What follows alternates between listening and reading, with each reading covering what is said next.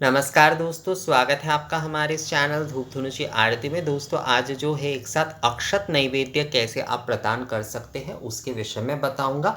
विधि नियम जो है देखिए वो एक ही है। मैंने जैसे घृत नैवेद्य यानी आज्य नैवेद्य आप लोगों को बताया है, आज्य नैवेद्य और धूप नैवेद्य का जो वीडियो मैंने आप लोगों के लिए बनाया है, बिल्कुल उसी तरीके से ही जो है आपको अक्षत नैवेद्य भी आपको प्रदान करना है।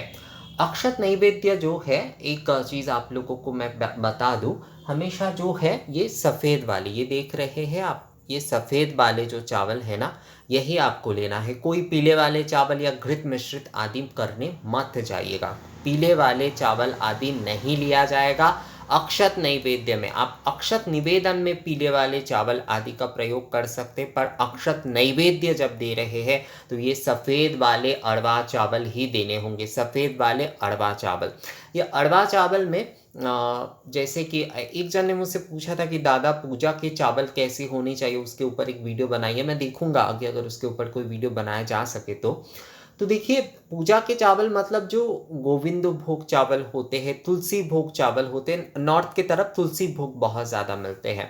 हमारे जो है पूरब की तरफ जो है गोविंद भोग चावल का ही ज़्यादा प्रयोग किया जाता है। चाहे वो विंध्यवासिनी मंदिर में हो, चाहे वो यहाँ काली घाट मंदिर में हो, या कोई भी पूजा आदि में जो है अमान्य हो या फिर अन्न हो, कोई भी बनाया जाता है या फिर नैवेद्य लगाए जाते हैं तो वो गोविंद भोग चावल का उपयोग करके किया जाता है। एक कामिनी भोग भी होता है, उसका भी प्रयोग किया जाता है। यही सारे होते, तुलसी भोग, कामिनी भोग, एक गोपाल भोग होता है, गोविंद भोग। जो रामलला के मंदिर बन रहे हैं अयोध्या में, तो वहाँ पर भी जो है गोविंद भोग चावल का ही जो है भोग लगाया जाएगा। जहाँ तक मुझे पता है, जहाँ तक मुझे जानकारी है इस विषय की, माता विंध्यवासिनी को भी जो है गोविंद भोग चावल का ही जो है दोपहर के भोग चढ़ाए जाते हैं। और काशी में भी जो है इसका प्रयोग किया जाता है। तो ये अरवा चावल जो है असल में पूजा के चावल हैं। और बाकी कोई भी अरवा चावल आपके एरिया में मिलते हैं, आप उसका ही प्रयोग कर सकते हैं। अच्छे वाले जो है अरवा चावल जो है उसका आप जो है अच्छे तरीके से पोंछ लीजिए। तो उसे ना जब आप अक्षत नैवेद्य प्रदान कर रहे हैं तो उसे धोने की आपको आवश्यकता नहीं है दोस्तों। अच्छे तरीके से थोड़ा जो है उसे देख लीजिए, उसमें कंकड़ आदि ना हो, और उसे थोड़ा अच्छे से पोंछ लीजिए।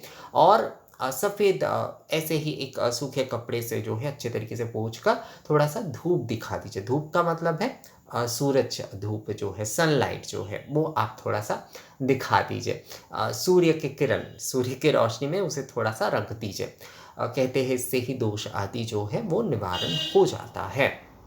और फिर जो है वही अक्षत जो है वो हमें नैवेद्य के लिए देना चाहिए। तो जब हम जो है सभी देवी देवताओं को दे रहे हैं तो ऐसे एक पात्र में ही आप जो है अक्षत ले लीजिए। हम अक्षत नैवेद्य जो है एक साथ सभी देवी देवताओं को प्रदान कर रहे हैं। तो जैसे कि मैंने आज्य नैवेद्य आप लोगों को दिखाया ही था, तो ऐसे कटोरी में ले लीजिए और फिर जो है इसे आप एक बार शोधन कर लीजिए। ओमेतस्यैवं अक्षत नैवेद्यानम, एतस्यैवं अक्षत नैवेद्यानम, एतस्यैवं अक्षत नैवेद्यानम, एतगंधपुष्पे अक्षत नैवेद्यानम। इस प्रकार से जो है आप अक्षत नैवेद्य को शोधन आदि पूजन कर लीजिए। अर्चन कहते हैं इसे, अर्चन कहते हैं। शोधन और अर्चन यानी कि एतस्यैवं अक्षत नैवेद्यानम, एतस्यैवं अक्षत नैवेद्यानम, एतस्यैवं अक्षत नैवेद्यानम, इस तरह से ये शोधन हो गया। और पुष्प से जो है अर्चन कर लीजिए। एतगंध पुष्प अक्षत नैवेद्यानम, ये अर्चन हो जाता है। अब इस अक्षत पात्र से ही जो है आपको सभी को देना है। जैसे कि मान लीजिए आप माँ दुर्गा को दे रहे हैं।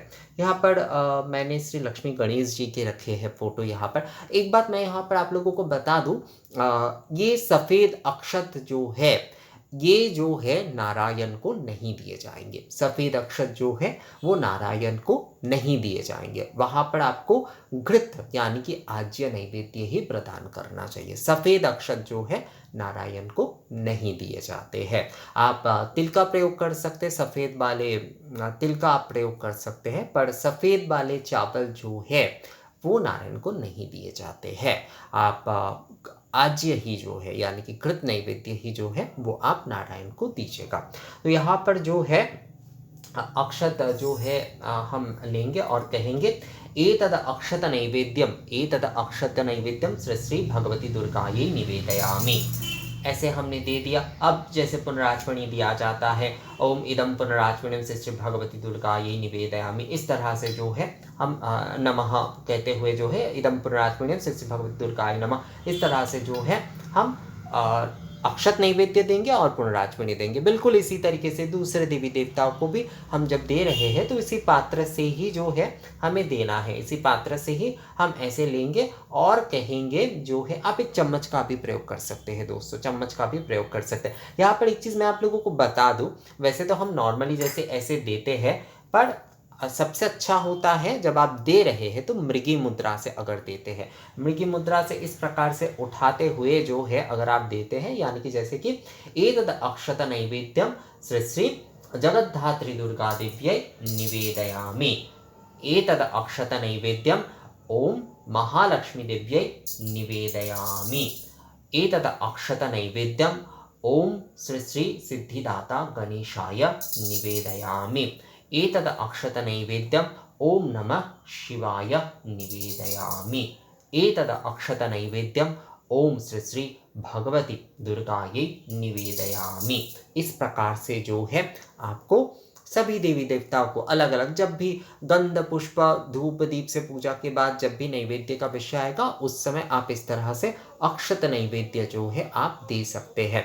और मृगी मुद्रा का अगर आप उपयोग करते, देखिए नॉर्मली हम लोग ऐसे देते हैं, आप चम्मच से भी दे सकते हैं, पर अगर जो है एक सही विधान से आप देना चाहते हैं तो ये मृगी मुद्रा से, मृगी मुद्रा का ऑलरेडी हमारे जो है वीडियो है अपलोडेड, आप उसे आप देख सकते हैं और उसे देखकर जो बहुत ही सहज मुद्रा है, उसके माध्यम से ही जो है इस प्रकार से हर किसी के जब जो है मतलब पंचोपचार में सभी के पूजन हो रहे या दशोपचार में सभी के पूजन हो रहे, तो हर किसी के अलग अलग नैवेद्य आप नहीं दे पा रहे हैं, तो वहाँ पर ऐसे एक अक्षत पात्र में लेते हुए जैसे मैंने शोधन अर्चन बताया उस तरह से करते हुए हर बार ऐसे इसमें से लेकर जो है आपको बोलना है एतद अक्षत नैवेद्यम श्री श्री भगवती दुर्गायै निवेदयामि, एतद अक्षत नैवेद्यम श्री श्री भगवती महालक्ष्म्यै निवेदयामि। इस प्रकार से जो है आपको हर बार जो है अक्षत नैवेद्य के माध्यम से अलग अलग देवी देवताओं को आपको नैवेद्य प्रदान करना है।